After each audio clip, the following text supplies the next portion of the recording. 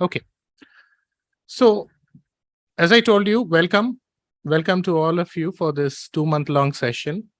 Now, throughout this course, what we're going to do is we are going to be having a total of 8 sessions.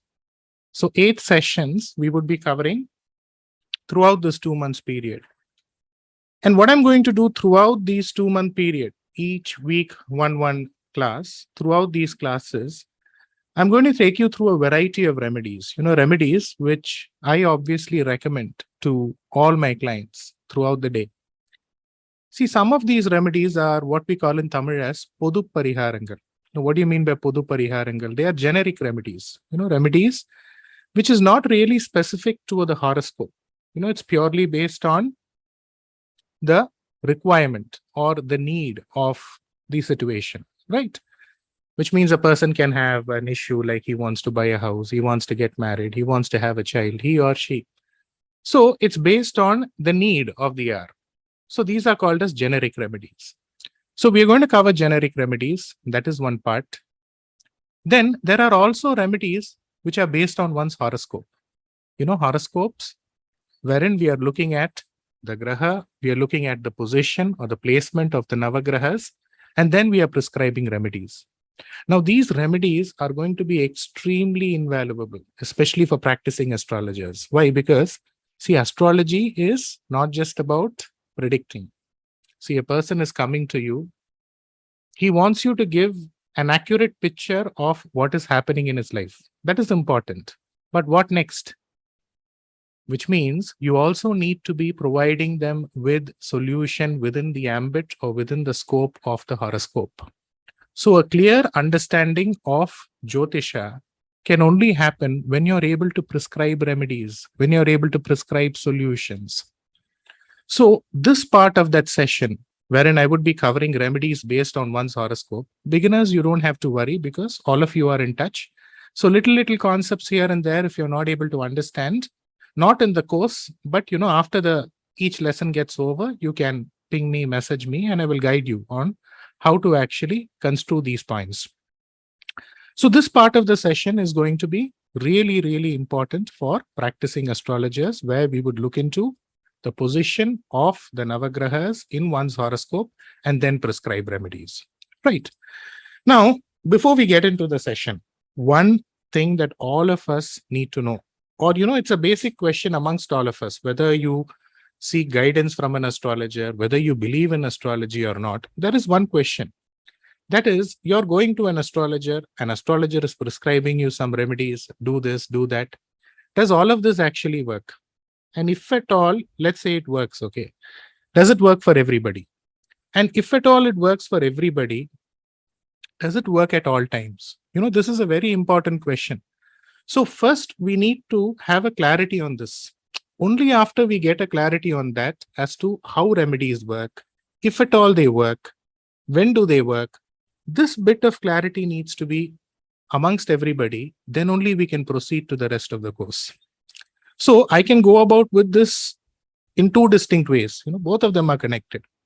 The first thing is, anytime you approach a good astrologer, good astrologer, who's a good astrologer? An astrologer who has mastered his craft, who has mastered the Shastra, that is important. But most importantly, a good astrologer means, he is dharmic. He has an intention, he has an intention to do good for his clients, to do good for his customers. So when you approach an astrologer who's both experienced, that is one part, and he should be dharmic, he should be noble, he should have a good intention to help somebody, then automatically a minimum, I'm again repeating, a minimum 70% of all his remedies or all her remedy should definitely work. Remedy means you call it Pariharangal in Tamil, you call it Parihara in Hindi, whatever. But the intention is just the same. So this is one bit. So what happens to this 30%? Remaining 30% is there, no?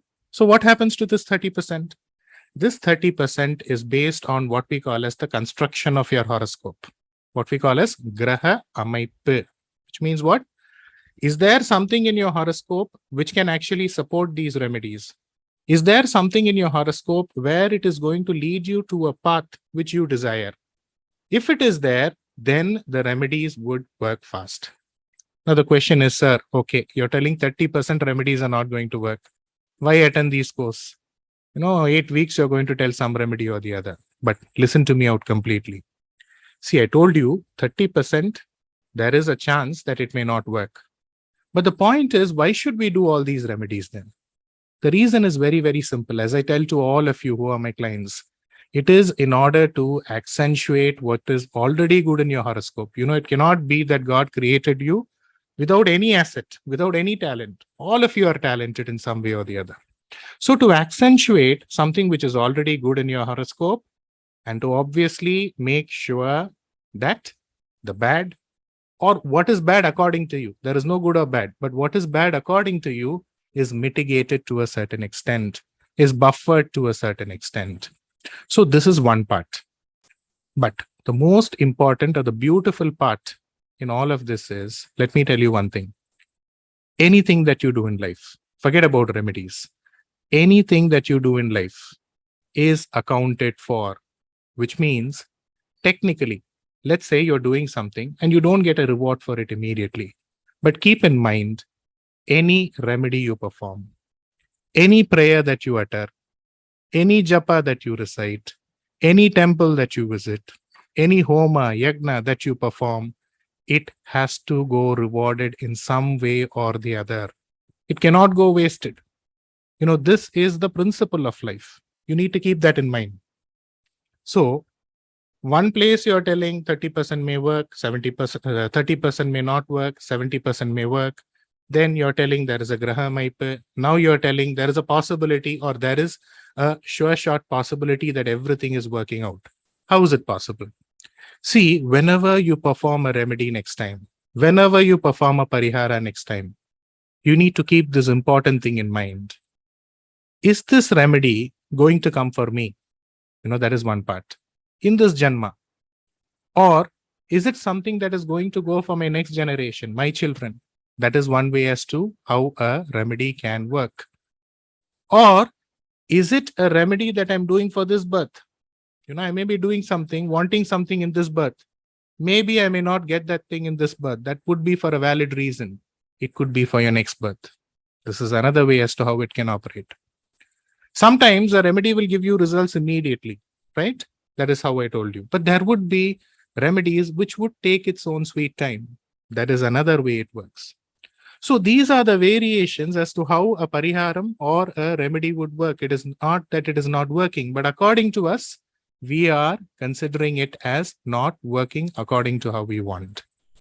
Then there is another beautiful angle to it, okay? See, whatever you are experiencing today in life, you need to ask your question, whether you're performing a remedy or even otherwise in life also. Am I going through something in life for which, I did something in the past, that is my past birth? Is it because of which I'm going through something in life today? That is one way. Or am I going through something in life? When I say going through something in life, it can be in all ways. It can be in a positive context or a negative context, whatever. Or am I getting the phala or the fruit for the remedies that I'm doing today for what I did in my past birth, for what I did in this birth? Or is it because of what my ancestors did? So this is another angle to look at it. Which means, just a minute, somebody is joining. Which means, whatever it is, however it is, somewhere, somehow, there is a fruit or a phala associated with that remedy. And you need to keep that perspective in mind while you perform all remedies. But here, let's say that, we have considered all these points. Okay, there is remedy, it works in varied ways. But I cannot think about last birth, this birth, next birth. What is it that I can do now, sir? Very, very simple. The only takeaway from all of this is just one thing. Anything that you do, any dhana, any dharma, any punya that you do, that is going to reward you some way or the other. But your only takeaway here is, whatever I'm doing, I should do with my heart and soul. That's all. That's the only thing which is under your control. Okay. So if there is this only thing which is under your control, you make sure that you do it with your heart, with your soul. And once you do that, that is the first qualification for making a remedy work. Another person isn't. So what is the next qualification? The next qualification is how much of respect or regard you give to these remedies. Somebody may be giving you something, maybe giving you some advice. There would be another person taking that same advice. He will do well in his life. You may consider as, something which is not very, very important. So the respect that you give to the remedy, the respect that you give to the person who's giving you that remedy is extremely, extremely important. The higher you regard something, there are remedies which I'm going to share with you today. It won't cost you even 1 naya paisa. Okay. It is not going to cost you anything. It may even seem like, what type of remedy is this? But the moment you regard it, the moment you respect it, I'm truly telling you, next year, some form of magic will happen in your life and you will come to me, because these are all experiences that I share. These are all experiences based on the testimonies that I get from people. So some way or the other, the regard, the respect that you give to these remedies is what bears the fruit. The higher, the better. If you regard it as something which is ordinary, ordinary results are. If you regard it as something very, very funny, funny results will happen. So this is something that you need to keep in mind. Why? Because, see, there are great Maharishis before us. There are great Rishis, Munivars, Siddhars. They all perform rituals. They all perform yagnas. They all perform pujas. For what? To get the blessings of gods, goddesses, in order to live in some form of harmony with the Panchamaha yagnas. So if they did that, and if it is continuing today, it cannot be that, something did not work out. Something definitely has worked out. Something has continued to work out, and it is continuing to work out today. And that is the reason we have this. So that's all. Now, prescribing this remedy itself is a beautiful art. I have people who qualify as great astrologers. They have this BA, MA, PhD, but still, they don't have the ability to prescribe a remedy, because here we just look into the predictive aspect of the horoscope, which means prescribing remedies itself is a beautiful, beautiful art. You need to understand the grahas. You need to understand the rashis. You need to understand the bhavas. All of that is one part. But here we need to understand there are various ways as to how you can give remedies. One is remedies which hardly cost you anything. No money involved. Remedies which involve you to go to some temples here and there. That is one form of remedies. Then there are remedies which involve logic. Then there are also remedies which have zero logic at all. So what we are going to do in today's session is we are going to cover 20 different points, 20 different remedies, 20 different pariharangal or pariharas. So what I would request all of you to do is you can take a book with you. If you want me to wait, I will wait for all of you. You can just put in the chat session. No, I don't know how to unmute all of you. So let's continue like this itself. So you can take a book, pen, write down the title of this entire class, Pariharangal, Parihara, Remedies, Day 1. You can write down the date today and we would start. See, for each and every remedy or most of the remedies that I'm giving you, I will give you a proper logic behind that. Okay. Just in case you want some further logic also, what you can do is you can contact me after the session gets over, or in the chat box also, you can just fill in, you can just ask your questions and I will respond to it. Okay. So first we would start with remedy number 1. Now you just need to write, or before that, see, we are just talking about Podu Pariharangal as a start. Podu Pariharangal is what? Like, I'll give you a common example, okay? In the southern part of India, especially in Tamil Nadu, now these are like very common remedies. You wouldn't even think that these are remedies. You would find neem leaves, neem leaves, they would be hanging in the front of your door. Now, if you consider this as something which is very, very ordinary, it is ordinary. But if you actually consider it as something, which is extraordinary, which is capable of doing something wonderful, this is actually a miracle. Like this, there are so many things our forebears did. We consider all of them as commonplace. They are all commonplace things in our society. But if you look into the significance of it, hanging neem leaves, hanging mango leaves in front of the house door, it creates miracles. Another thing is, in the old times, even now in the interior parts of the southern part of India, somebody would have a severe stomach ache. He would have gone to so many doctors. He would have visited so many temples. Nothing would have happened. But something, there would be some grandma, some elder person, especially a lady, because they would know all this. What she would do is, she would tell him to collect the ash from the firewood stove, tell him to turn towards the east. She would just recite some mantra, tell some mantra, and she will rub it on his stomach, belly. That stomach ache would vanish the next day. So see, remedies can be as simple as that. So big things in life, big remedies in life also, they have an astrological significance. Little things like this, they also have a deep, profound astrological significance. So we are going to be discussing things like this. And these are not something which I discovered. This is something which has been proceeding from generations to generations, from ancestors to ancestors. But it is just that, we consider it as very, very common, and some of them are completely forgotten, right? So let's start with remedy number 1. See here, remedy number 1, you can write down remedy number 1. You can just write down as I'm telling you. No change is required, because today what you're writing, for the upcoming sessions also, each and everything that you're writing, each and everything is going to reward you as the years come. You wouldn't have words to even thank me. So let's start with Pariharangal, Pariharam number 1. The 5th bhava, right? The 5th bhava, or the 5th house, and the 9th bhava in one's horoscope. Now you can just put it as brackets, Trikonangal or Trikona bhavas. So the 5th bhava is considered as the first Trikona. The 9th bhava, they are considered as the bhavas. All of you, if I'm a little fast or something, you can just let me know. So the 5th bhava in one's horoscope and the 9th bhavas in one's horoscope are considered as the sthanas which give one name, fame, honor, luck. All of us want that, right?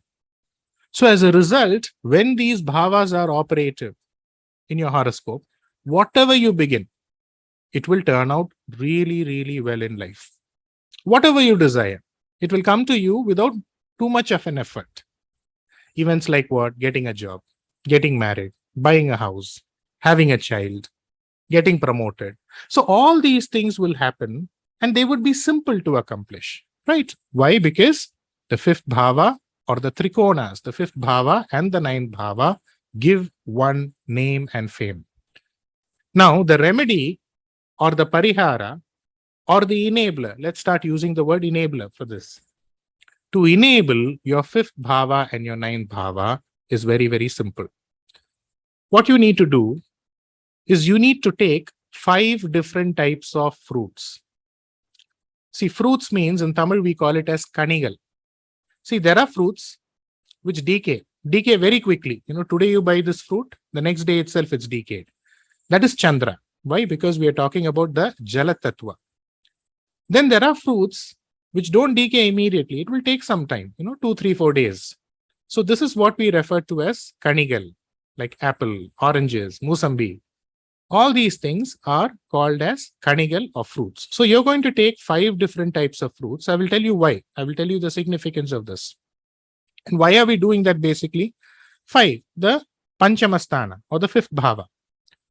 You take these 5 different types of fruits, select your birth date. Not the English birth date. I'm referring to the birth date which is followed as per your solar calendar or as per the lunisolar calendar. Any of this. So you can choose your birth date. You can take 5 different types of fruits. And what you need to do, you need to donate it. You can donate it to one person. You can buy 5 different types of fruits and donate it to 5 people. Anything is fine. And what is this for? This is in order to enable your Panchamasthana, which means what? I want this. I'm desiring this. I want to get a child. Anything that you desire, anything that you want, anything that you actually go about and take an action for, plan for, is all about your Panchamasthana. Anything that you actually want to accomplish, owing to what we call as Yennam, Tittam, Sayalbadu, which means what? I have a desire, I have planned for this, and I want to proceed for this. So you go about and enable your Panchamasthana by using this. See, you need to understand one important thing, okay? Every birthday, it definitely indicates your age. Every birthday, we are growing old. But apart from this, we need to keep this in mind. Every birthday, it indicates a change, it indicates a transition. You know, there is a change. There is a change in your body, there is a change in your body parts, there is a change in the thought process itself. There is a change in your plans, which means, let's say, you know, my daughter is 20 years old. She needs to get married. I'm 42 years old. My hair is graying. Till 42 years old, I was planning this. I was doing this business. After 42, my plan has changed. Now I'm planning to do this business. So there is some form of a transition which is happening every birth date, every age. Now, in order to make this transition conducive, in order to make this transition positive, what do? You have 5 different types of fruits and you donate it to somebody on your birthday. You can do it. You can do it as a donation to 5 different type of people also. Sir, madam, whatever I'm telling you here may sound really, really simple, okay? But I'm telling you, the results you will be getting are going to be magical, right? Believe me. Now, and by the way, this is not my discovery. This is something which happens everywhere. Now, let's not even go to the southern part of India, whichever part you are in. This is something which happens amongst every culture. How? I'll tell you one example, okay? A woman is pregnant or women are pregnant, okay? The 5th month of pregnancy, at least in Tamil Nadu, we have a offering which is called as Aribalam, where we offer 5 different types of fruits. Have you ever thought why we offer this 5 different types of fruits? Same reason. To make sure that the transition of what? The child in the womb, the mother, the family, all of that is smooth throughout this transition. You see, let me see a chat book. As in donate on birthday. Okay. Yes, ma'am. Birthday means what? Not your English birth date, ma'am. As per the solar calendar or the lunisolar calendar. Okay, we will get into the doubts later on. So, there is this offering called as Aribalam, where we offer 5 different types of fruits. Okay. When? The 5th month of the pregnancy process. So this is already there in order to make sure that, you know, these type of things have already been practiced. That is one part. Next is, you also need to keep this in mind. The 5th bhava of the Kala Purusha is the Simha Rashi, right? Because here we are talking about the 5th bhava here itself. And the reason I'm getting here is because, you know, why offer fruits? You can offer something else also, no? In the 5th bhava, you have 3 nakshatras. You have the Maga nakshatra and you have the Pura nakshatra, or what is also referred to as Purva Falguni nakshatra. So Puram or Pura Falguni, ruled by Shukra, Venus, which indicates Kanigal. I told you the kind of fruits. Any fruits which take some time to decay, 3-4 days, that's all. So automatically, you offer fruits in order to go about and enable what? Enable your Panchama Sthanam, right? Now let's also cover the 9th bhava, right? Which is considered as the Bhagya Sthanam. Bhagya means what? You want the luck in your life. So what you need to do is, again, you choose, first we covered the birthday, sir. Birthday, madam. Okay, birthday. Birthday means not English birthday. Okay. Next, we are looking at the Thursday, which comes during your birth month. See, why this birth month is important, or why this birth date is important as per the solar calendar or the lunisolar calendar is very simple. Okay. What we are doing here is we are considering the movement of the sun into the Rashi. So when sun moves into the Rashi where you are born in, as per the solar calendar, that becomes the solar month. Lunisolar month is a combination, but it can just be a Small gap here and there. So that is why it is very, very auspicious to follow these two calendars. So now the second bit, for what? The ninth bhava. Here, what are we doing? In order to go about and accentuate your ninth bhava, you pick or choose the Thursday, any of the Thursday. 4 Thursdays are there, any of the Thursday. Let's say you're born on the Thursday itself. Very good, super. You choose that Thursday itself, sir. So you choose the Thursday on your birth month and you donate Navadanyam. You can donate this to anybody. You can donate it to a Brahmin, you can donate it to somebody, you can donate it to a temple. Navadanyam is what? The Navadhanyas which actually go about and govern the Navagrahas. You have Bengal gram, you have horse gram, green gram, white beans, black sesame. You don't have to write this down. It should be available, right? Chickpeas, black gram. So they all are representative of each of the Navagrahas. Now you need to remember this Thursday, which comes during your birth month, every Thursday which comes during your birth month, all the 4 Thursdays, they are considered auspicious. They can give you a lot of luck. Why? Because the Kala Purusha's ninth bhava, Bhagyasthana, and we are referring to the Bhagyasthana here, right? So anything that you want to do, you can perhaps choose the Thursday which comes during your birth month. Next point that you can write is you can choose a Saturday. Saturday, again, which comes when? Which comes during your birth month. If birthday has passed, you have to wait for next birthday, man. Right. Okay. Now, you can choose the Saturday which comes during your birth month. During this Saturday, which comes during your birth month, you can perform Ayush Homam. Ayush Homam is for what? For Ayul Vritti, right? In the same month, birth month, what you can do, you can choose a Tuesday. During the Tuesday, birth month, you can worship land, you can worship property. How do you worship land and property? You know, if you have a house, even if it's a rented house, it's okay. You can just touch the wall and just soulfully, you can just fold your hands and pray. Worshipping, that's all. Just folding your hands, and it should be, atmartama. It should just be within your, it should be heart and it should be from your heart and soul. That's the whole point. If there is a land or a property, you can just touch the land and you can pray. Even if you don't have a land or property, if you're aspiring for some property in your neighboring area, there is some land or property, you can just look at that land or property and pray. That's all. It's as simple as that. Okay, nothing complicated. So you can choose a Tuesday that comes during your birth month. You can worship land and property, and you will be able to buy property, have land, have landed properties. Again, next, you can pick a Wednesday. One person is entering. Okay. You can pick a Wednesday which comes during your birth month. And what you can do is you can worship Mahavishnu, or you can worship Meenakshi Tayar or Meenakshi Amman on that day. What it will give you is it will give you goodness as far as something to do with your academics is concerned. For people who have completed academics, it would give you intelligence. Next, you can pick Monday, or you can pick the full moon which comes during your birth month. And on that, you can do, or you can perform a Chandra Darshanam. See, Chandra Darshanam is something that people regularly do, especially after the Amavasya Tithi. I'm not referring to that. Okay, I'm referring to the Chandra Darshanam here, specifically for your birth month. On a Monday, especially a Purnima, it would do a lot of good. So you can just worship Chandra.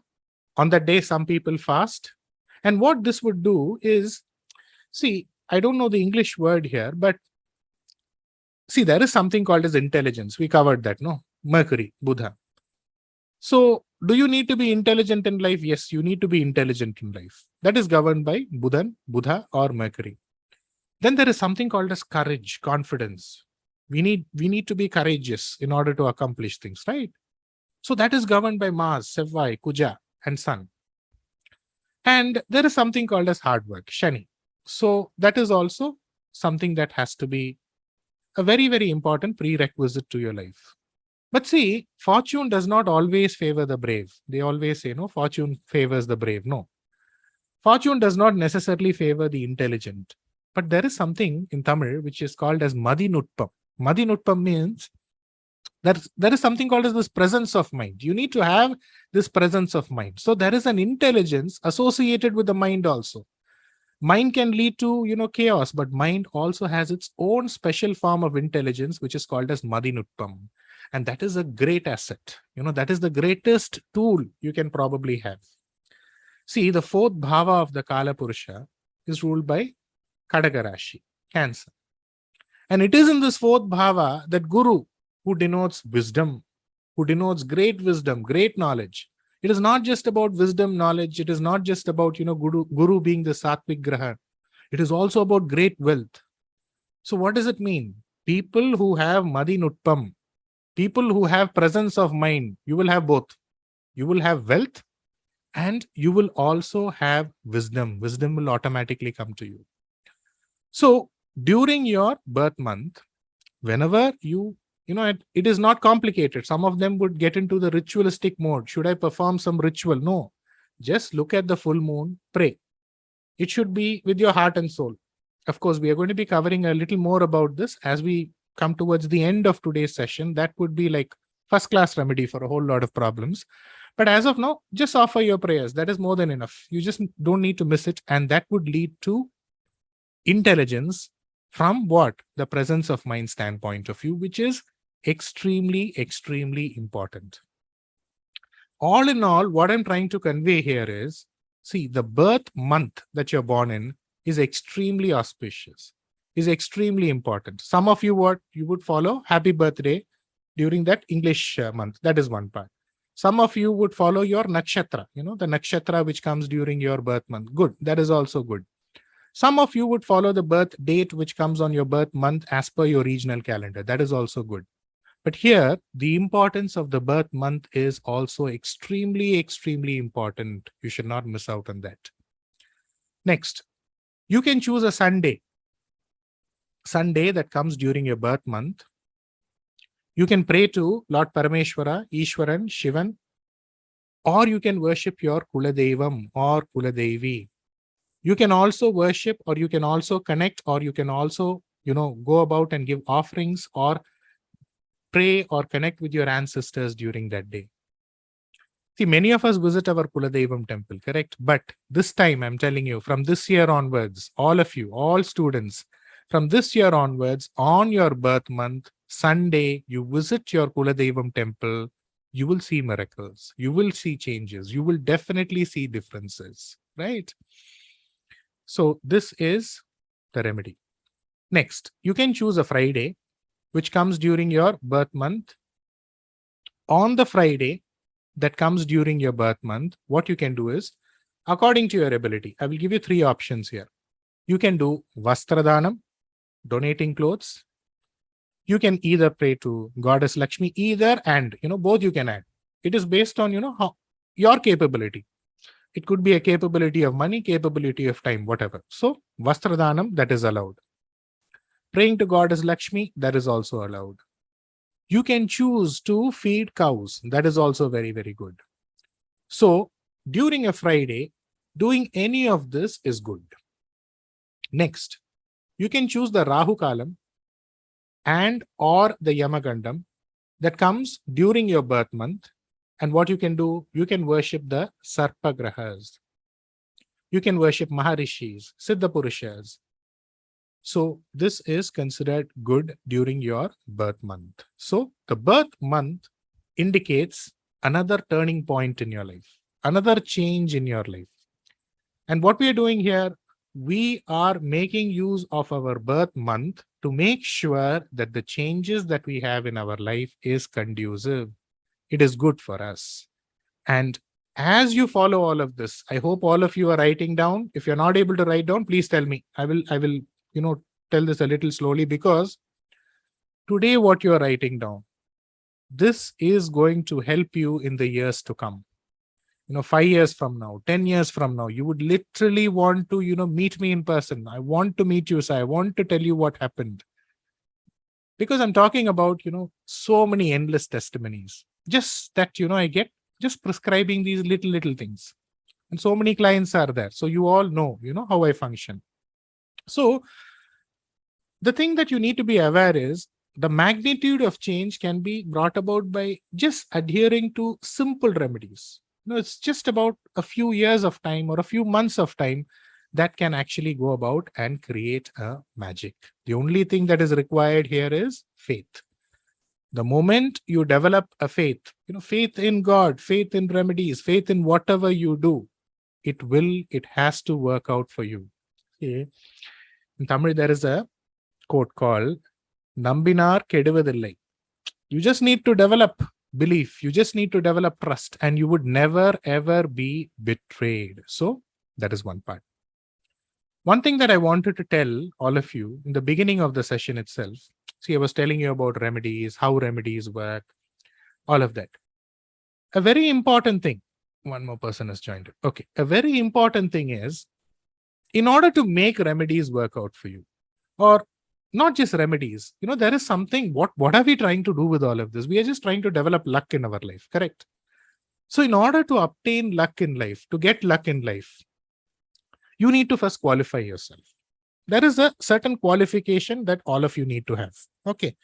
Only if you qualify in life for luck, luck smiles at you. What are the qualities that you need to have, or what is the qualification for luck? Simple. Any feeling of jealousy that you have in life, jealousy against people around you, jealousy in general itself, it should just be out of your body, out of your mind. So you need to remove any feeling of remorse, any feeling of jealousy against anybody. That's one part. Second is, you need to remove anger and resentment from your life. If you just manage to do both of these things, luck will smile at you. See, the Almighty did not make any mistakes, making you and me. There is a purpose, correct? He couldn't have just created you just like that. Which means all good thoughts are already within us. All good forms of energy, all good forms of, virality in order to go about and accomplish everything in life is always there, already there in us. We are born to accomplish great things, but you need to realize that. You definitely don't need to underestimate yourself. The moment you do that, the moment you get rid of jealousy, see, I am capable. So why should I be jealous about other people? Why should I think about another person? Why should I be angry about another person? The moment you do that, what will happen? You would start valuing your time. You would start scheduling your time. You will give importance to time. You will not waste time because you won't have time to think about other people. And the moment you start that, you would automatically start getting lucky. In fact, you just see people who are going through a good time. You will have these qualities. They won't be bothered about other people. They will care a lot about their time. They will care a lot about their schedule. And most importantly, there would be a lot of humility in their speech. The more the humility, because only a person who does not have something, he needs to show to another person. If you have something, it would definitely come out to you. So the moment you develop humility, the moment you start appreciating, valuing each and every minute, each and every moment, the moment you just remove this jealousy, anger, resentment, luck would automatically smile at you. So this is one thing that I wanted to tell. Okay. Let's go to the next remedy. You can write down the number, whichever number is next remedy, next pariharam number. You can just put a number, right? See, I'm telling you to write down. There is a reason for that. Just a minute. Let me just drink some water.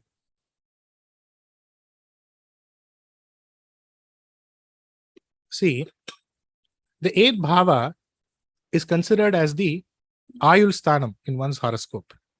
So everybody needs to have a long Ayul.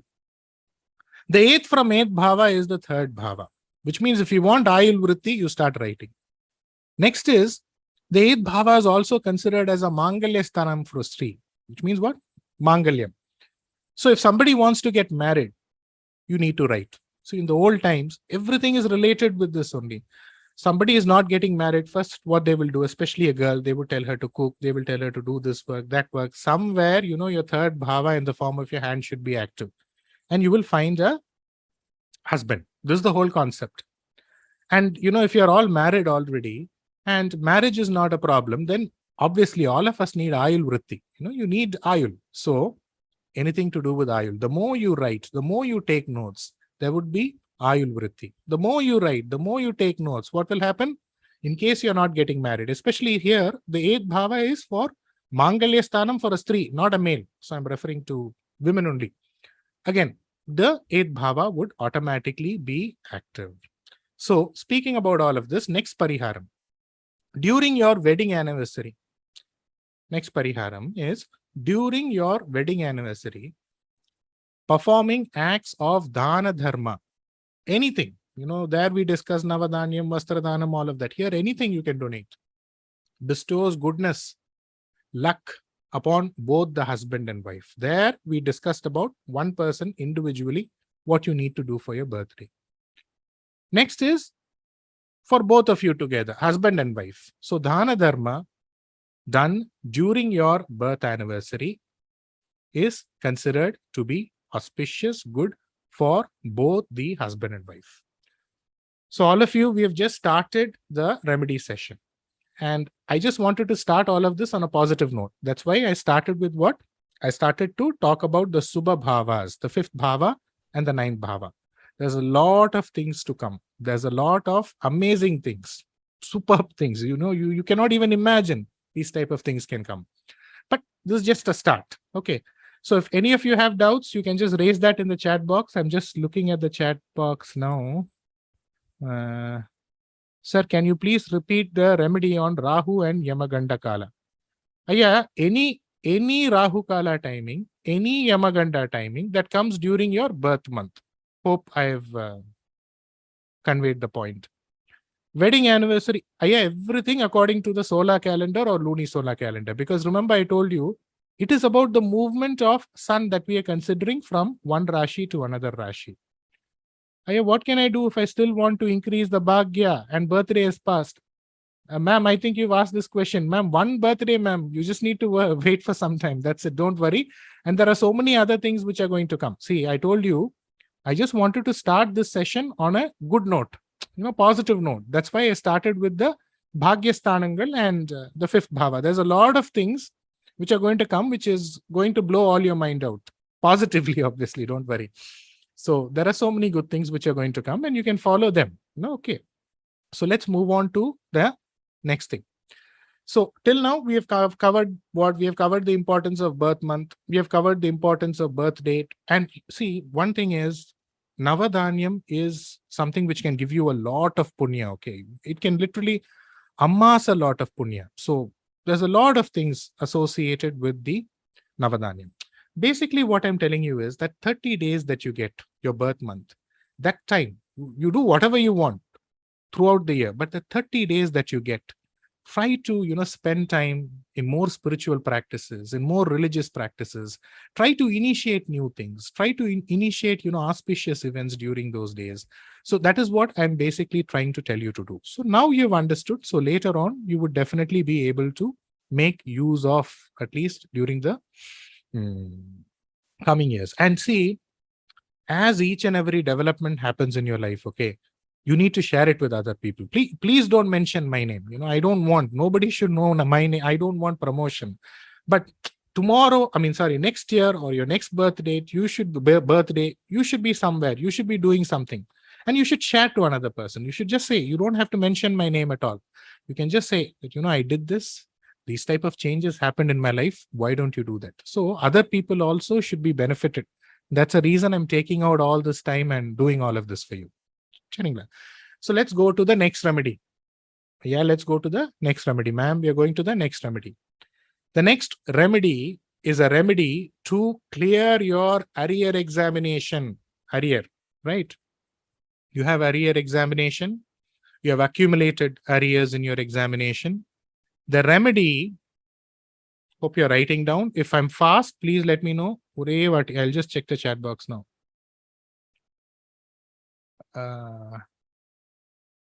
Okay, a madam has asked a question. Ma'am, I'll get into the question towards the end, ma'am. All right. Okay. All right. So the question, the next remedy is arrear examination. Ma'am, arrear examination is you have given your papers, you have failed in, or not you means not you, ma'am, somebody or whoever. You have given your examination and you have to reappear for your examination because you have not passed your examination. That is what we call as arrears, right? Arrears, you have arrears in your pay, you have arrears in your pension. So we are referring to arrears like that, right? Arrear is an English word itself. So in order to clear your arrear examination, what you need to do is you need to pray to Lord Krishna. That's all. Simple. So to write arrears, when I say write arrears, I mean both your arrear examination or any form of arrear. Like say, salary arrear is pending. Some company or working, I know so many people, especially during the lockdown time, they won't pay a full salary. They paid a portion of your salary. So some arrear in your salary is pending, right?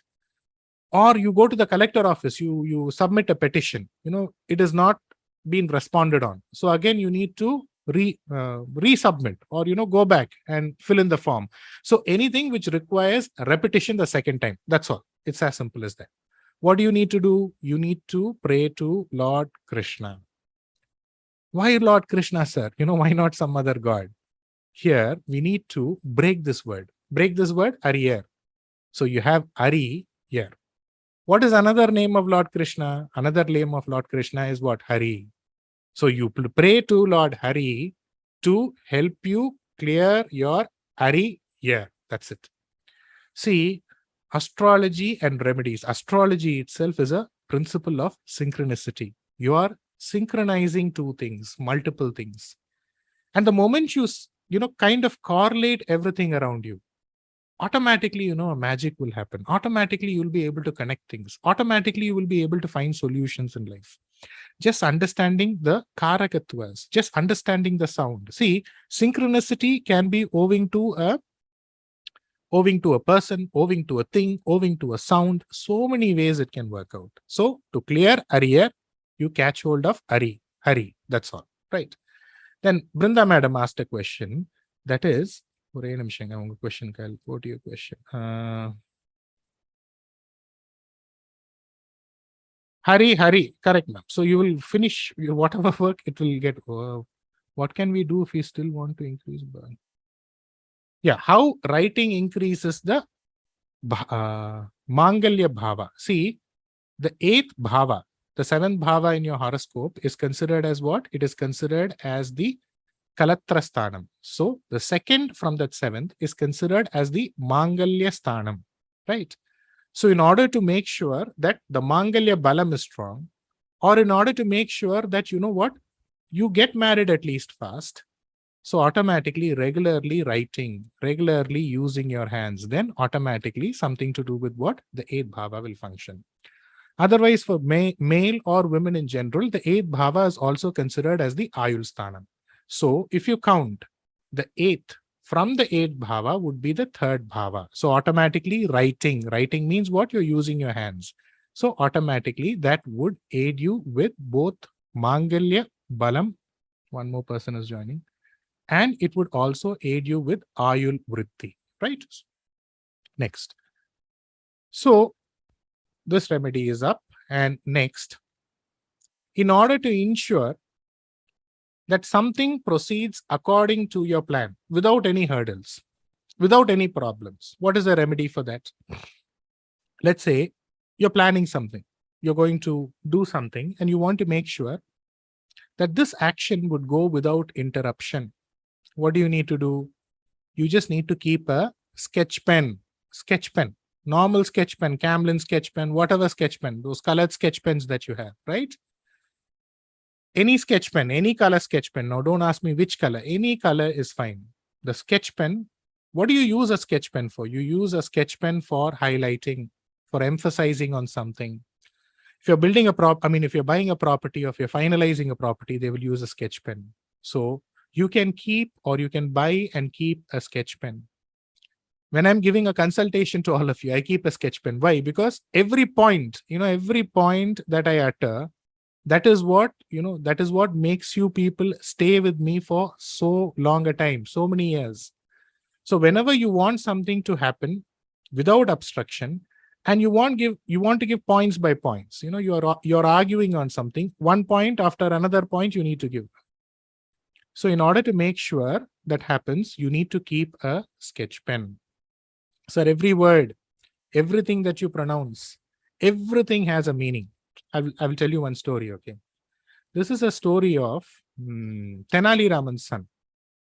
What happened to Tenali Raman's son is, he went to the palace, there is this palace garden. And in this palace garden, what he did was, he stole some flowers. So the guards caught him. And what they did was, they put him in a gunny sack, tied it up. And along with Tenali Raman's son, what they did was, the flowers that he plucked from the garden, they put that also in the gunny sack. Because next day morning, you have to submit proof to the king. The Tenali Raman's son was stealing from the palace garden. And this is what he stole. He stole flowers. So they put the flowers also, and they took him to the palace. On the way, Tenali Raman was passing by. So the guards told him, see, you know who we have in the bag? We have your son. Tomorrow morning, we are going to present him to the king. And what is going to happen? Tenali Raman, your son is going to get flogged. So here, Tenali Raman casually told, what harm, what poison is there in this little flower? And what harm, what poison is this little flower going to do to the sun? So Tenali Raman's son is as intelligent as Tenali Raman himself. So what he did, he ate up all the flowers because he got the cue. He got the clue and the cue here that flower is not a poison. You can eat this flower. So next day, they open the sack in front of the king. King sees Tenali Raman's son. What crime he committed? He was stealing flowers from your garden, your majesty. Where are the flowers? No flowers. So who got flogged? Not Tenali Raman's son, the soldiers who bought them. See, small things like this, that is what I'm trying to tell you. See, what we are trying to do in life, we are just trying to get some support in life. We are just trying to get one small cue. And small cue and support can lead to big support, big things, right? So this is the thing. Next, whenever, just because we spoke about sketch pen, the next remedy, I think this I've shared during my weekly audio sharing also. Next time, whenever you're going to perform an important action, going for something important, and you don't have that support with you, you need support. When you're going for a litigation, when you're going to court, when you're going to meet somebody big, when you're going to a big office, sometimes, some people call me and they tell me they have to go to the police station. They have never been to the police station. They are frightened. So things like this, you always need people, and always you cannot say that you will have people around you. So when you're going to perform an important action or approach a case, and you don't have a person to support you or help you, what you can do is, you can keep a sapota fruit in your hand. Sapota, right? See, it is there in the word itself. It is not that sapota will support you. No, that is not going to happen. You will inevitably get a person to support you. Sapota is called as, I think it is called as chiku in North India, but the biological name or the botanical name, I'm sorry, is sapota. It is Menincara sapota. So you can Google it up. Again, respected sirs, respected madams, okay?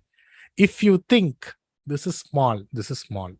If you think it is insignificant, it is very insignificant. If you think it is big, it is indeed big, right? So just try it. Next remedy.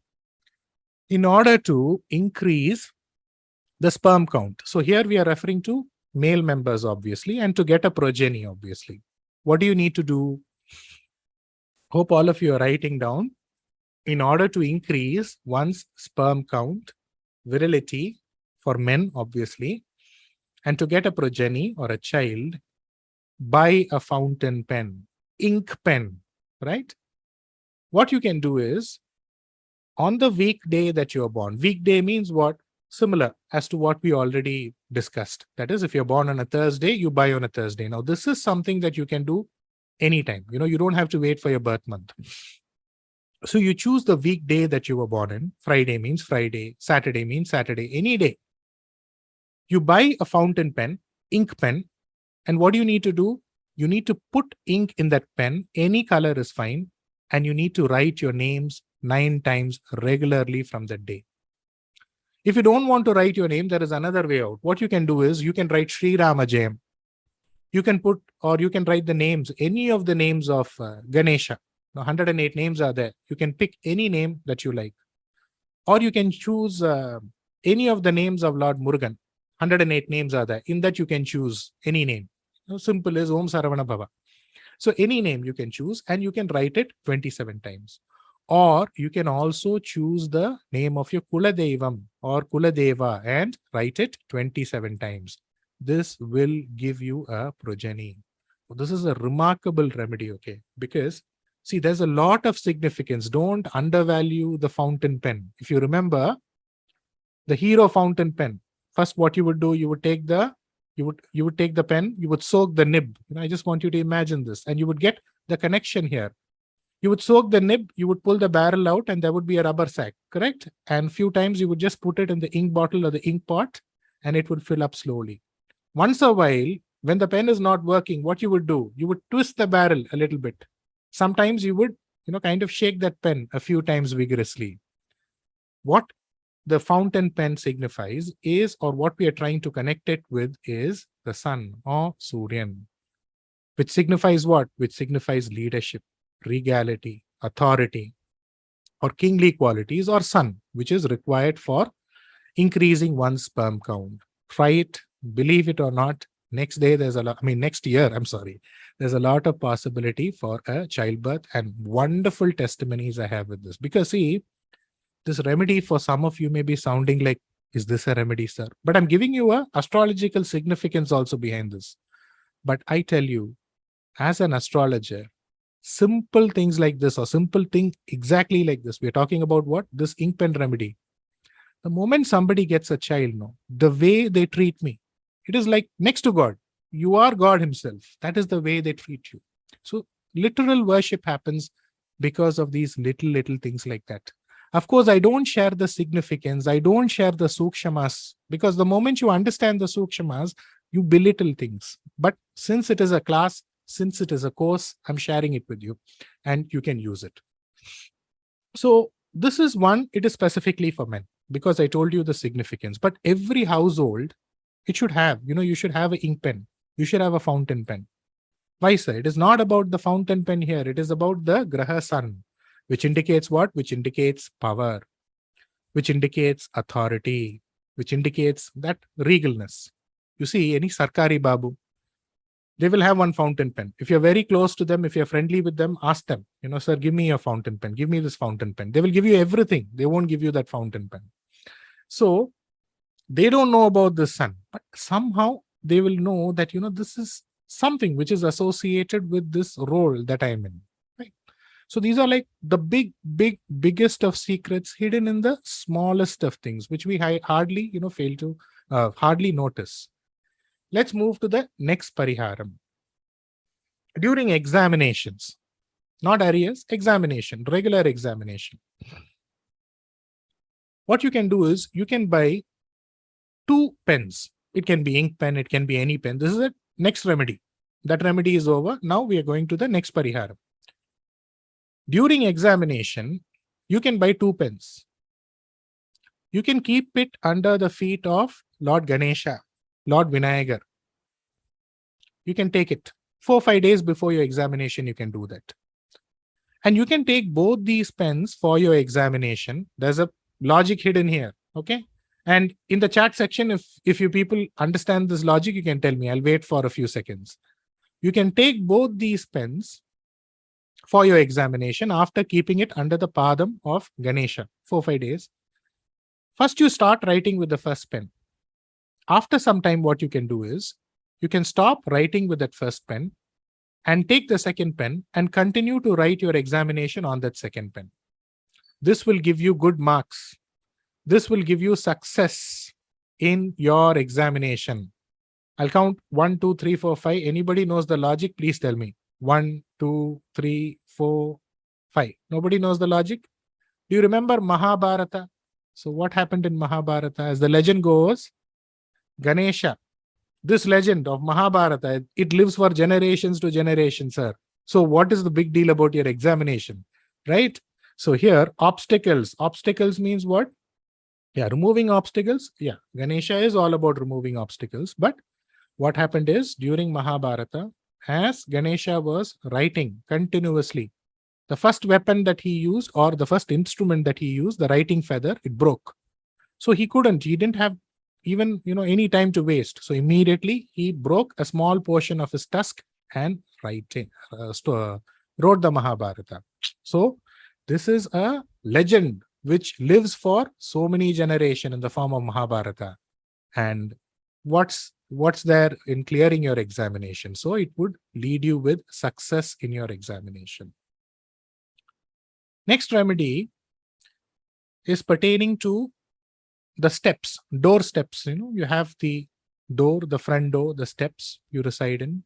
So make sure the steps in the house that you reside in, it should be clean, it should be proper, it should not have any garbage or waste.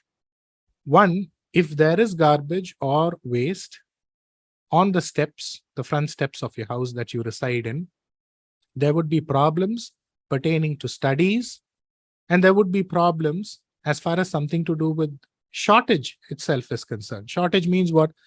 Shortage of money, shortage of food, or some form of shortage will be there. So make sure that there is no garbage or waste in the door steps or the front door steps. What is the relation, sir? See, how do you grow in life? You don't grow in life suddenly. You grow in life step by step. So the easiest way to grow is what? To study. So in order to be steady, in order to grow step by step, or in fact, in Tamil also, see, there is a word called padi. Padi means step. So all of you who come from Tamil Nadu, you should know this. Padi means step. What do you tell your children when they are not studying? Padi, which means studying also means padi. Which means any word like this, okay, if you get into the root etymology of it all, there would always be a connection. So in order to make sure that there is steadiness in the house, in order to make sure that you grow step by step in the house, in order to make sure that children study, make sure that the doorsteps are clean. Again, there is another thing also. See here, when it comes to the staircase in the house, make sure that the staircase in the house should not be made out of iron. Why iron? Iron is ruled by Shani.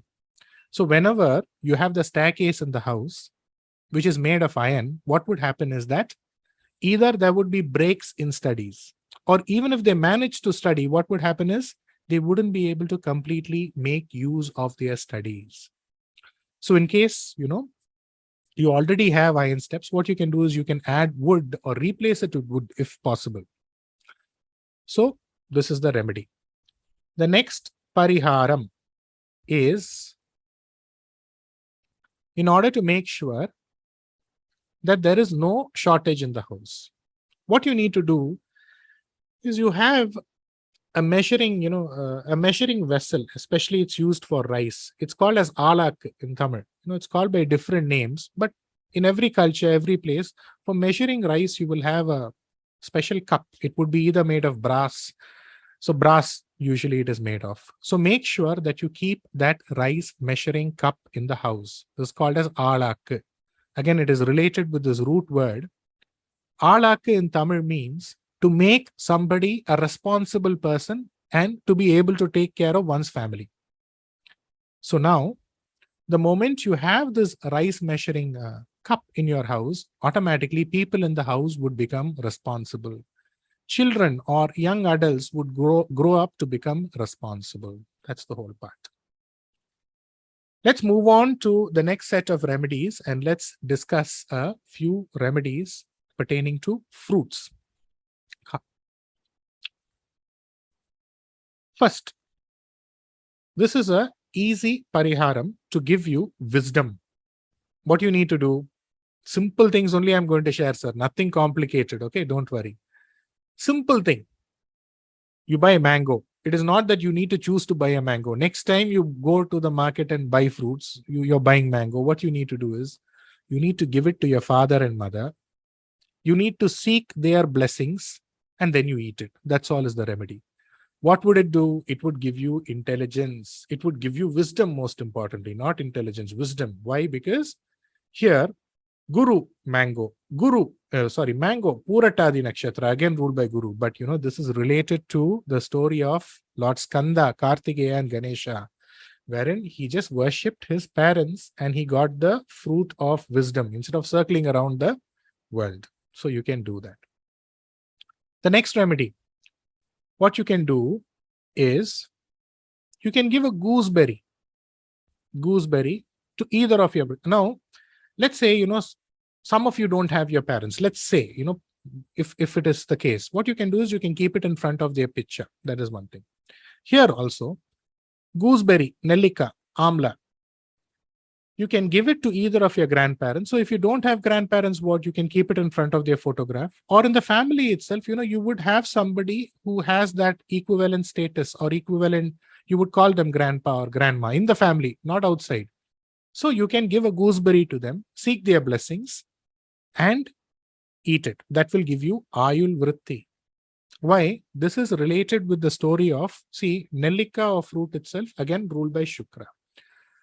Again, Shukra itself, there is a special quality of Shukracharya itself, wherein, he has the ability to raise people from the death. That is one quality. The second thing here is, it is associated with the story of Adhiyaman, who was a very powerful king in the Sangam era. So he gives gooseberry to Avvai Party, or the poet Avvaya. She's often imagined as an old, intelligent lady in the Tamil culture. So he gives that gooseberry to Avvaya, who's this old poet, to make sure that she lives long, because she's so good in her knowledge and intelligence and poetry. So keeping that in mind, we're talking about giving fruit in the form of gooseberry only to your grandparents, taking their blessings and eating. The next remedy is to develop intelligence, especially from books. We read a lot of books, especially astrologers. We read so many books, but the point is, we need to get the point during that consultation. So for people who are doing their PhD, doing higher studies, medical studies especially, you would read so much, but you need to get the point at that time. So this remedy can help you find, help you get that point at that right time, or to aid your intelligence, especially in the form of books. What you can do is, you can eat jamun, or what is called as naval param, regularly. See, jamun, nakshatra is Rohini, the associated nakshatra. Rohini, Chandra, presence of mind, that I already told you.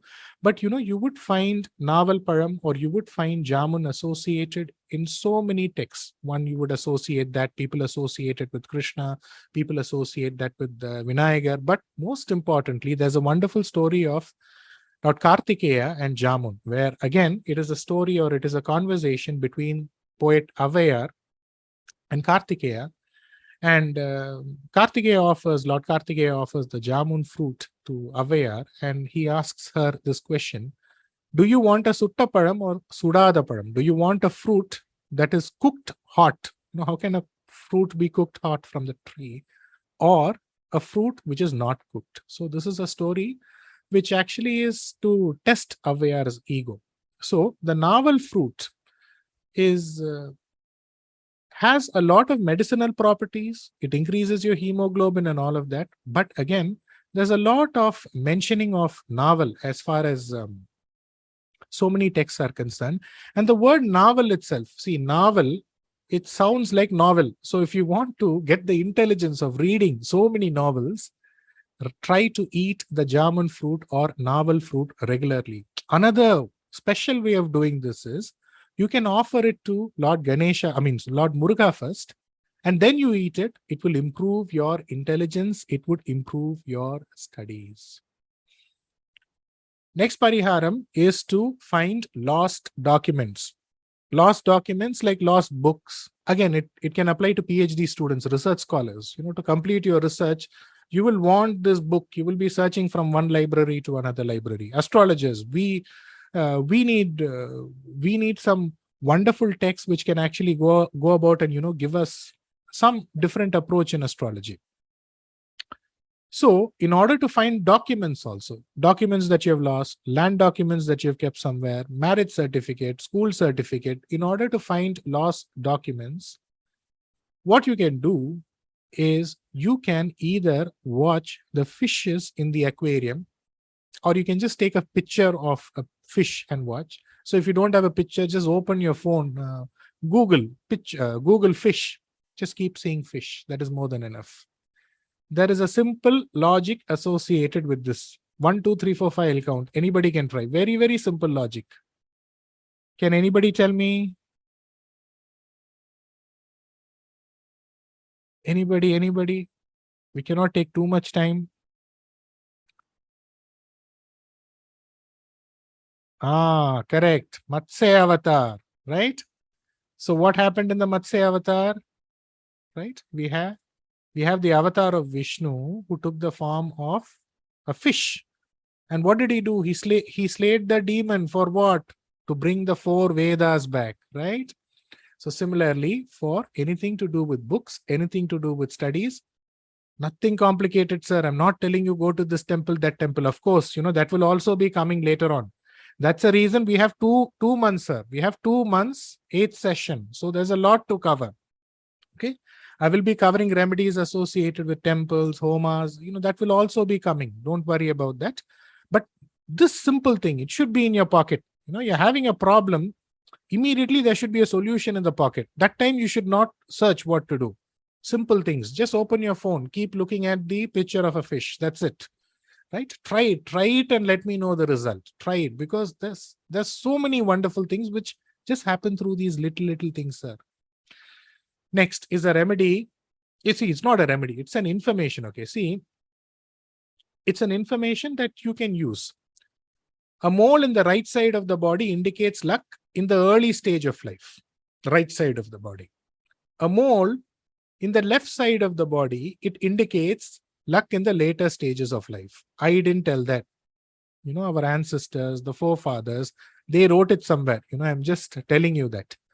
So let's say, usually when it comes to mole, because, I was just talking about Matsya Avatar, immediately I remembered Macham. Macham in Tamil is mole. So Macham or mole, it's governed by Chandra and Shukra. They govern moles. So the placement of these grahas decide where you would find the mole in the body. Let's say Guru. Guru is associated with Chandra in the horoscope. So where would the mole be? It would be in parts of the body which has more flesh. It would be in the cheeks. It could be in the thighs, stomach. So like that. So there is a separate, session that I can give on moles and, going about with the predictive process. Let's not use this time for that. We will cover that in the predictive astrology session. That would be very, very interesting. This is just for remedies. So the next remedy is for people who go for a medical operation, surgery. I hope I've got it right. So first is any remedy which involves a surgery, a medical procedure. Always you need to tell them, whether you know astrology or not. You need to tell them, go and pray to Lord Chitragupta. If possible, you can tell them to visit the nearest Chitragupta temple, which is in Kanchipuram. So I don't know about the northern part of India. But here, just let me drink some water.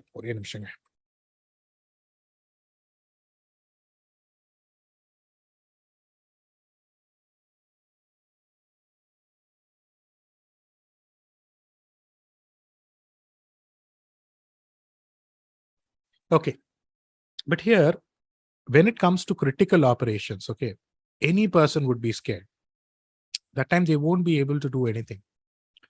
So any operation for that matter, big or small, it is scary. So this is a wonderful, wonderful remedy that would aid so many people.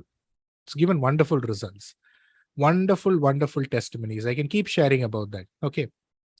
Make sure that during the time of the operation, operative procedure, medical operative procedure, surgery, the laptops in the house, the handphones is the cellular or the mobile phones that you use, is put on charge during that time.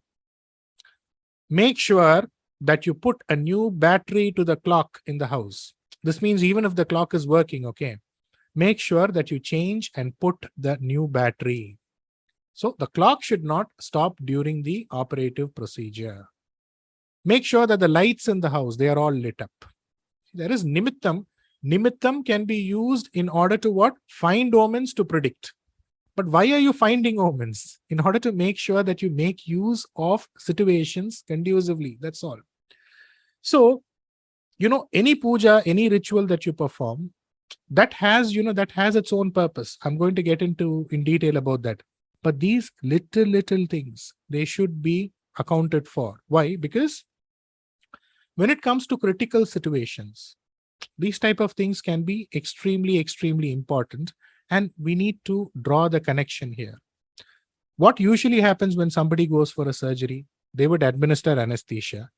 So he would be in a sleep-like state, right? Which means it is almost a procedure like near-death state. So he's almost near death and he needs to return back. So here we are trying to do something very simple, very easy, and we are just drawing the synchronicity here. Synchronicity in what way? Very simple. Let's say in your area there is current, okay? And in your house, so current here is like, it is like almost like a life force, which is lighting up your entire area. But in your house, there is no current. So what is the inference? The fuse is out. You need to change the fuse. Similarly, we are talking about electricity, which charges the light in your house, the battery, which charges the watch in your house. Like a life, we are giving or we are connecting it with that life itself. We are drawing a connection with that life force and that current. Again, sir, remember I told you, many remedies sound extremely simple. Many remedies sound extremely amusing for you. But the thing is how you regard something. Forget about the person who's giving you. But how do you regard it? The moment you regard it, that's when, things like this automatically would start working out. See, today, all of you are here for the session. Some of you are clients who are waiting for the consultation. You tell me, how many weeks are you waiting for my consultation? Weeks. It's almost month now. So there is a waiting list. There is a waiting list to listen to all of this. And you come back, only when something works out for you. Remember, I told you in the first part of the session, 70% of remedies needs to work.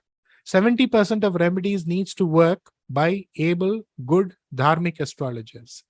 Why? Because when we are talking about 70% of remedies needs to work owing to astrologers, it just means as astrologers, you cannot go on marketing yourself. If you market yourself, you cannot go on for a very long time. You come to me for a consultation. You come to me again. You bring your family. You bring my friends. That is how a true astrologer's life goes. That is how the profession runs. So all those people who go about their profession in that way, automatically remedies would work. Okay, enough of faffing. Let's go to the next part, the next remedy. Whenever you're going through a dasha bhukti, whenever you're going through a dasha or bhukti, okay, associated, underline the word associated with the 8th bhava, 8th bhava, 10th bhava, 12th bhava. Here association means what? It could be a graha is occupying that bhava, 8th bhava, 10th bhava, 12th bhava, or the lord of the bhava is active, 8th bhavadibadi, 10th bhavadibadi, 12th bhavadibadi. Or there could be a graha aspecting that bhava, and that dasha would be operating. There would be a graha aspecting the 8th bhava, aspecting the 10th bhava, aspecting the 12th bhava. So you can take all into consideration, but the order should be a graha in that bhava, adibadi, and lastly you can consider what? The aspects. So whenever a dasha or bhukti associated with the 8th and 10th bhava are operational, you can regularly pray to Chitragupta. Same. Why? Because Chitragupta is the assistant of Lord Yama to maintain your ayul. But whenever the dasha bhukti associated with the 8th, 10th or 12th bhava are functional, what happens is you get a lot of fear, sudden fear. For no reason also there can be a fear. There can be sudden accidents, sudden deaths in the house. So all of this happens when the 8th bhava is functional, the 10th bhava, which is considered as the karmasthana, is functional, and the 12th bhava, which is considered as the varyasthana, is functional. Obviously, the attamasthana is what? It indicates ashtama, which means what? Difficulties in general. So you ask anybody, if they are telling that no, I have no problems, they are telling you a lie. 8th bhava, 10th bhava, 12th bhava. You ask them how they are going through. There would be some fear. Even if you get a job, the 10th bhava is your karma sthanam, you get a job, yes, true. But still, there would be some unnecessary fear which would keep going through that time. So during those times, worship Lord Chitragupta, who is the chief assistant of Yamadharmaraja. Owing to this worship, first thing what will happen is fear will go. And anything to do with worries, fears, problems during that time, it would just come in front of you and disappear. Right. Next is a remedy for those who are facing a delay in marriage. This is for both men and women. First, what you need to do, see, there is something called as Irava Puja in Tamil, which is called as Palliyarai Puja. This is a common ritual in most of the Shaivite temples. This ritual or ceremony is what? It is about bringing Lord Shiva to Goddess Parvati late in the evening. So this is called as Palliyarai Puja, which happens, like for example, in Meenakshi Amman temple, it would happen around 9:30 p.m. in the night. So first, you see, a lot of people, they tell you do this homa, that homa for delay in marriage. But first you do this, then you tell me. First you go and attend the Palliyarai Puja or the evening puja. I told you what it is. And then you proceed to performing the remedy or pariharam to get married. What are the remedies or pariharam to get married? One, for men. This is very common, but still I'm telling you. Gandharva Raja Homam. This is for men to get married. For women, it is the Swayamvara Parvati Kala Homam. It's also called as Swayamvara Parvati Homam. For both men and women, there is a homam called as Punarvivava Homam. So a lot of people do that, but still there is no result. They do a Gandharva Raja Homam, Swayamvara Parvati Homam, Punarvivaha Homam. Still I'm not getting married. Try this. Go to the nearest Shivalayam. Witness the Palliyarai Puja. I told you what the Palliyarai Puja is. It is basically a ceremony where every night they bring Lord Shiva and they bring him to Goddess Parvati. That's all. That happens late in the evening. Witness that puja and then proceed to do any pariharam that is prescribed by the astrologer for what? A delay in marriage. See, there is another beautiful remedy, okay?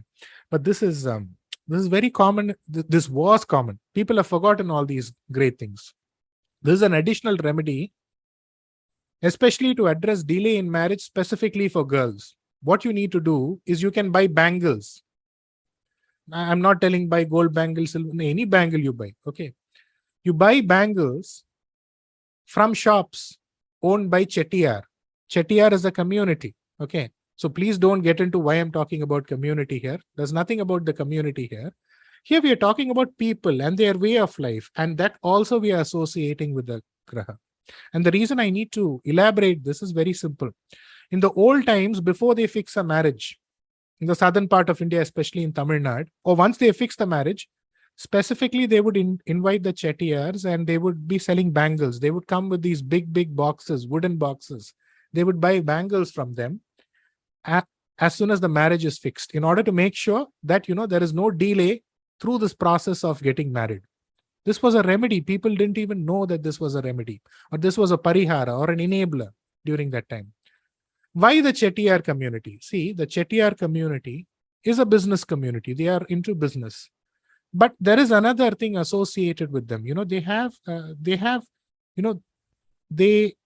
the ability to enjoy the good side of life, be it the food, be it the architecture. There is a taste associated. So taste itself is Shukra. Taste for life itself is Shukra. So they are this hardworking group, Shanishwaran. People associate Chettiars with Shanishwaran. But today everybody is doing business. In those days, certain people did business. So Shani. But today everybody is doing business. So how would you classify that with a graha? But then, what are the common practices? So automatically, Chettiars are also associated with Shukra. The reason I'm telling you here is there'll be somebody in North India. You'll ask me, sir, where do I find, Chettiar selling bangle in North India? Similarly, you will find them in your area also. I will give you an example. Marwadis. What do? They travel from one place to another place and do business. The 12th bhava is not just about losses. It indicates long travel. So they travel from one place to another place, long travel, and they do business. They also have, a way of enjoying life, a way of enjoying their food. So go to a Marwadi shop and buy bangle. Or there are people from the Sindh province, who came to India during independence, a hardworking group of people, and they also have a certain distinct style, about go and buy from them, test it. That is what I'm trying to tell, right? There is also another. So go buy bangles from the Chettiar Kade. That's it. So this you can use in your way, whichever way you want. There's another remedy to address delay in marriage. Every house, you should have some important kitchenware. What is it? It's ural, the mortar pestle. That is one thing which is used to, just grind. The ammikal, which is used for grinding, which is the hand grinding stone. So all of this is considered auspicious. In fact, you make a person, you make the post-marriage, a girl steps on the ammi, sees Arundhati and enters into the house. So it is not just suggested randomly. There is a proper significance, and every significance can be connected astrologically. See, ammikal, every nakshatra has a graha. Ammikal is Ailya nakshatra. And here, when we are referring to Ailya nakshatram or Ashilesha for people in the northern part of India, it is in Kadaga Rashi, complete Kadaga or Cancer. Usually people associate the Ailya nakshatra or Ashilesha nakshatra with snakes. No, just don't go till there. A little more. Snakes means what? Secrecy. Snakes means what? Guarding something. What are they guarding? Guarding their chastity. Chastity means not literally chastity. We are talking about loyalty. So this entire act of, stepping on the ammi and seeing Arundhati. Arundhati is what? For loyalty. Is to signify that, I am going to be loyal to this person throughout my life. This is a wonderful tool that I use in Vastu. A lot of people use this in Vastu.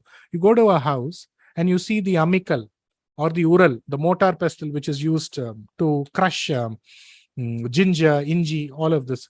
If that is not well maintained, or if it is not there, it is a clear-cut indication. Even if you don't know astrology, you don't know Vastu, you go try tomorrow in any house and you tell me. If it is not well maintained, if there is not, if it is not there in a house, it also indicates, some problem associated with the husband and wife, or pertaining to relationship in general.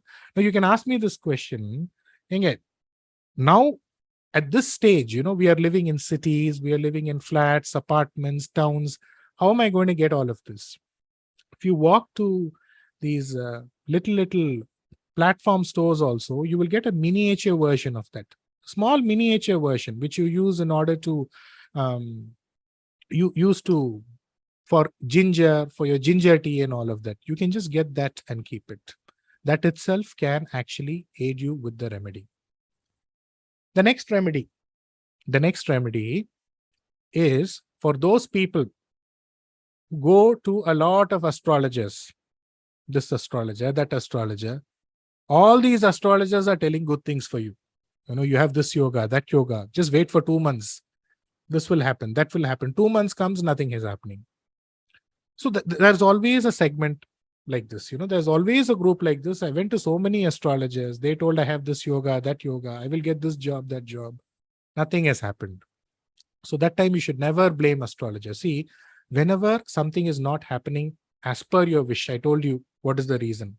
Second is, don't immediately blame astrologers. They are all fraud people. Don't do that. Don't immediately blame astrology. No astrology. Don't immediately blame God. First, what you should do is, it's my time. That's all. It's my time. There is something else for me. You come to that solution first. But okay, anyways, we are getting into the remedy. Let's say astrologers told 101 things in your horoscope. Good. Nothing has happened. So what is the remedy for that in order to go about and make the good things which were uttered by the astrologer to work out for you? See, as astrologers, we also have the best of intention for you. Whatever we see, we are telling you. But there is something beyond, what we can see in the horoscope.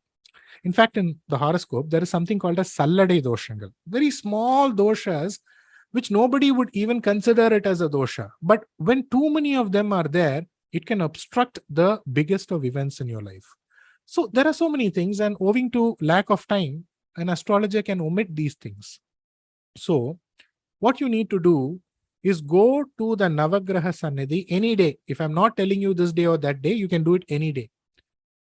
Offer Vastra to the Navagrahas and worship the Navagrahas. But before doing that, there is a very important thing that you need to do. First, go to an astrologer and make him write your horoscope once again. When I'm saying writing the horoscope, I'm not talking about computer horoscope. See, traditionally, we all had a person who wrote the horoscope for us. Right? Same horoscope. Don't tell him to change the grahas. Because some people will have this confusion. This lagna or that lagna. Whatever is there as it is, tell them to rewrite your horoscope again.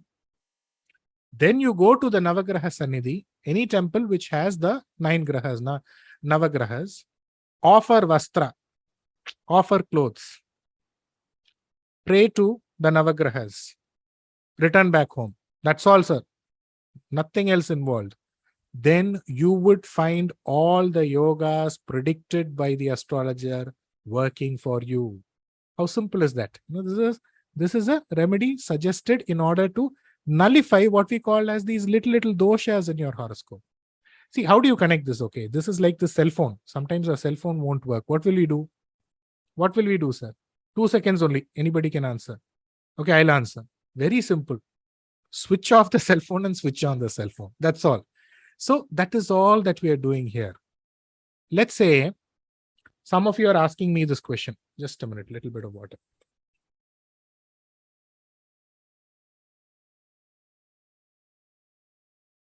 So I don't have money for buying Vastra for the Navagrahas. So what do? There's another solution. It is even more cheaper, I'll tell you. But the first thing is there. You cannot change that. First is you need to get an astrologer to write your horoscope, rewrite your horoscope. That is there. What you can do, there is a place called Godumudi. I suggest a lot of my clients to go to Godumudi. It is a very important sthala for Brahma. Right? It is where Brahma is there in the form of a Vanni tree. So you have the new horoscope. Go to Godumudi on a Monday. That's important. Not any day, on a Monday. Why Monday, sir? Because Monday ruled by moon. Remember I told you the special intelligence associated with what? The mind, the presence of mind. It is Madinutpam. The presence of mind that you have is what makes your life and breaks your life. It's as simple as that. So choose a Monday because you're trying to change your Madi. Choose a Monday. Go to Godumudi. In fact, a lot of people, if you go on a Monday, you will find people who are already there. Sunday itself, they'll be there. There is a complete ritual where they have a bath in the river Kaveri. They will have these mud dolls or idols, and they would actually put it in the river to dissolve. It indicates a dissolution of karma. And there you can go to the Brahmasthala and you can actually circle around the Brahmasthala 27 times, circumambulate, and come back home with that horoscope. You need to keep that horoscope also there. Automatically, whatever astrologers told you, whatever the shubhas that astrologers told you, that will work out for you in your life. Right? Next, let's move on to the next Pariharam. The next Pariharam is when the first bhava is functional or when the second bhava is functional. Functional means what? Either through a dasha bhukti. Functional means what? Either the graha should be there in that bhava or the adhipati should be there or an aspect should be there, in that order. But before that, you can write this down. First bhava. You can write first bhava equal to head. Second bhava equal to face. Third bhava equal to neck. You can put neck, hands. Eighth bhava is considered as the hidden organs in your body, marmasthanangal. Right? That is what you can write. So when these bhavas are operational, there can be a lot of possibility for problems. Possibilities mean 70% of the time, whenever these dashas happen, they would either go through some surgery, there would be some problem or the other in the house. So, in order to make sure that you're safeguarded during this time, when the first bhava operates, the second bhava operates, the third or the eighth in the form of dasha bhukti, in order to make sure that you avoid things like, operative procedures, litigations, all of that, 70% goodness should come instead of badness. What you need to do is you can tonsure your head or offer hair during that period. This is a wonderful pariharam. Now, what is the significance between this and what I told you to write? See, the first bhava is your head. That is where hair grows. The second bhava is your face. So men have facial hair. The third bhava is your hand. That is where you have hair. Neck. The eighth bhava, marma urupagal. Now, these are the bhavas which require some support or the other, and you cannot directly see it. You need some support. So when these bhavas are operational, see, in fact, the Lagna bhava is supposed to give you auspiciousness. But we need to understand, it is in the Lagna that you have the first nakshatra, that is Ketu, ruled by Ashwini. So some delay will be there.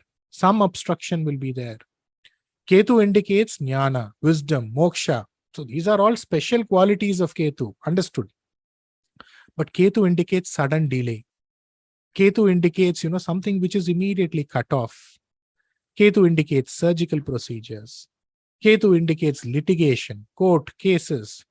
So in order to avoid that, and since we are talking about Ketu here, automatically referring to hair, it is good to offer hair. Now you can ask me this question, sir, hair for men, it is okay. What about women? Elderly women, okay, fine, we can offer. But in Tamil or in southern part of India, I don't know, they may call it by different names. There's something called as Poomudi Kudutal, which means what? You just offer that small portion of your hair, especially if you go to the abode of Lord Venkateshwara. Ma'am, there is a question. We will get into questions towards the end, ma'am. Towards the end. So, during these periods, offering hair, for women, what they can do, small portion of their hair, especially the last portion, that is what is called as Poomudi Kudutal. That can be done. This can sort out problems associated with what? Daridra. Because Ketu also indicates, what? Poverty, sudden accidents, surgery, or anything to do with litigation. So what do? Hair in the head, hair in the armpit, hair in the face. So since we are talking about these bhavas associated, and since we are talking about what? Anything to do with giving hair is important during this period. Next is a remedy. Before we go there, let's check the points. Just a minute. Ma'am, offering to the temple. Anybody else has questions? You can ask questions because we are just few more remedies and we would call it. You can offer it to the temple, ma'am, deity. Let's see. Any questions? So do we continue? Check. Now next is a remedy to remove drishti. What is drishti? See, drishti, some people call it as somebody has an evil eye. See, sometimes when you grow all of a sudden, your friends, your family members, it is just a drishti, they cannot, it is not that they cannot tolerate. It is perhaps, a drishti as such that they cannot digest that fact, which may be, something which is normally human, but that can create a lot of problems, right? See, sometimes you go to the doctor, he is telling there's no problem. There's no problem to your body. Everything is normal, but still you're not able to do a work. Still you're not able to put your attention, focus, or you feel that, there is a lag in energy in your body. And there's a lot of possibility for drishti associated when such When a Kandrishti operates, such things happen very, very easily. So simple tips in order to remove drishti, very simple tips. They would get into another track itself, do this, that, very simple tips that all of you can do. You don't even need another person to do that. What you need to do is coconut shell. We're not even talking about full coconut. Whatever is inside that, you eat it. We're just talking about coconut shell. You take it. Kadikkai, which is haritaki, and camphor, sudam. What you need to do is night. Don't do it in the morning. Don't do it in the evening, because as it is drishti, everybody again, they will look and they will think, what has happened to this person. So in the night, post 9 o'clock or something, what you can do is you can circle that. You can just keep all three of them. Circle that in front of your house. You can burn it because camphor is there. It would easily burn. Next is you have something in Tamil, which is, now this is the next set again for drishti, which is neem bark. Neem bark powder will be there, which is called as vepam pattai. Pattai itself means bark. Babul bark powder, that is karuvellam pattai. Puliyamara pattai, which is tamarind tree bark. Now, where will I find all of this? Any traditional country drugstore, you will definitely find it. All of this will be there. And if you closely look at it, what I'm prescribing you is associated with just one graha, that is Mars. When we are talking about, what? Tengai wodu. Tengai is different, but coconut shell is different. Kadikkai. Vepam pattai. Vepam is neem. Neem is associated with Uttarabhadrapada nakshatra, but neem is also associated with Mars. I will tell you wonderful ritual and how neem is associated with Mars, because remember I told you in the beginning of the session, every house you will find neem leaves hanging in front of the house. That's like a miracle. I will tell you that in the later sessions. Karuvellam pattai, which is babul, bark powder. Tamarind, associated with Rahu and Mars. Basically, we are just talking about what? We are talking about Mars to remove that negativity. So, what you need to do is neem bark powder. This is second. First is what? First is coconut shell, haritaki, and sudam. You burn. Circle it around your head, clockwise, anti-clockwise, burn it. Next is 3 times is enough. Next is vepam pattai, which is neem bark powder, karuvellam pattai, Puliyamara pattai. And I've told you the English names for it. That is neem bark powder, babul bark powder, and tamarind tree bark. You can take it, you can add sudam, and you can burn it. This is also supposed to remove drishti. Right. Next, the last few points I had written for you. Let me see if it is, it is relevant, I think. Next remedy is for people who, who are separated, husband-wife separation, or you probably, are in a relationship with somebody and 2 people are separated.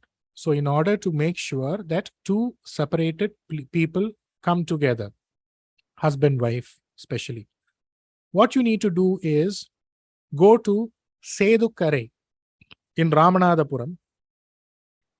This is the place where, the bridge was constructed for Anjaneya to go visit Sita, come back, and go and have a bath there.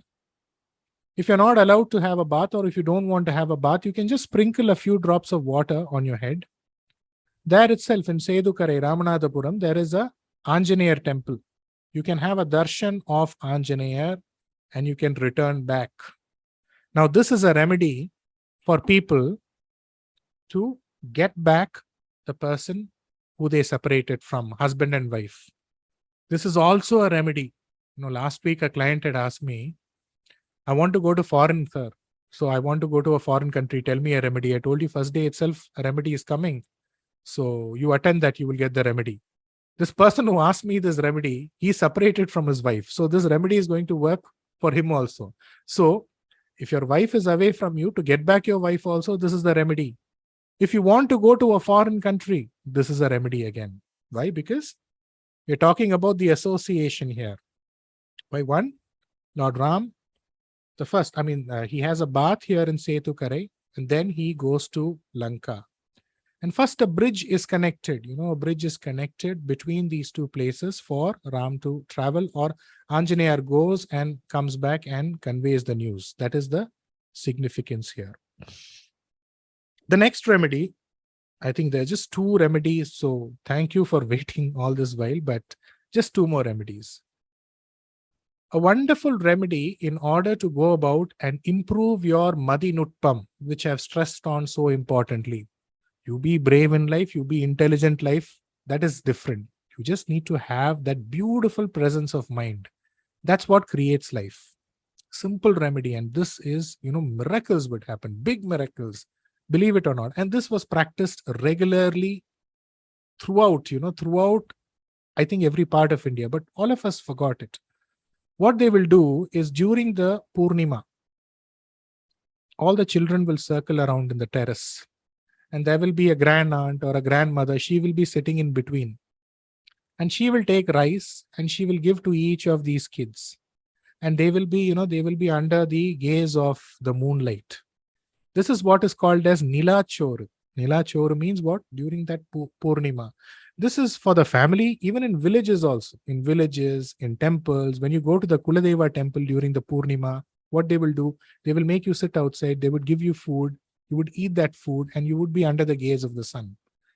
This can bring about a huge amount of improvement in Madi, presence of mind, intelligence associated with mind.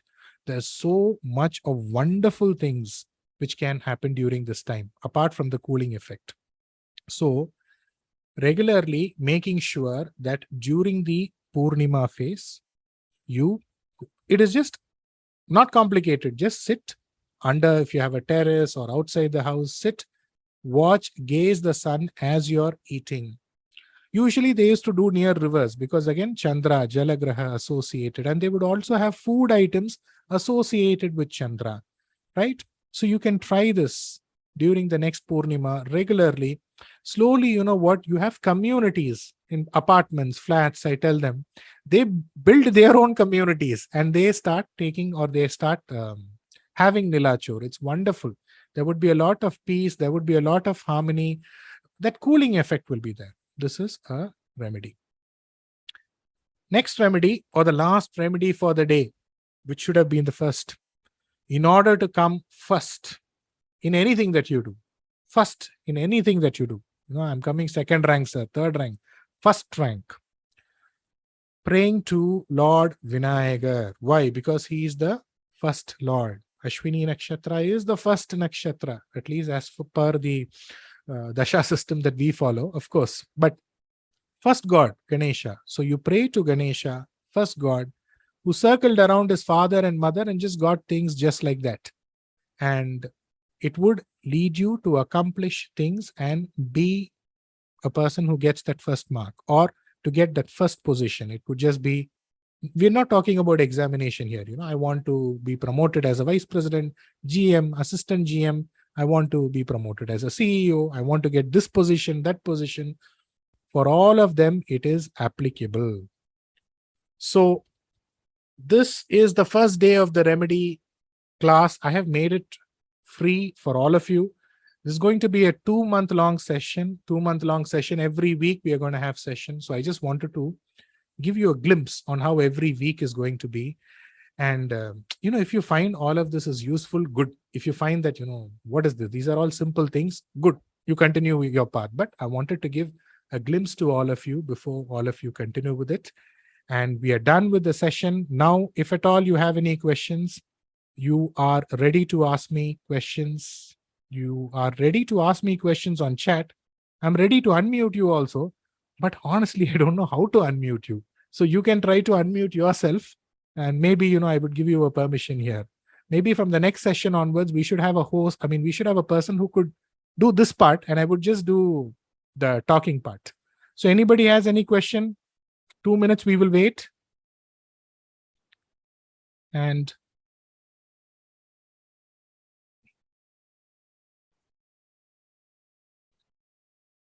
I think nobody has questions. Okay. So first of all, thank you for giving me your time. It is Sunday and you've given me quite a bit of your time. I hope all of you are benefited by the first day of the session. Wishing you a wonderful, wonderful week ahead. Thank you. Namaste.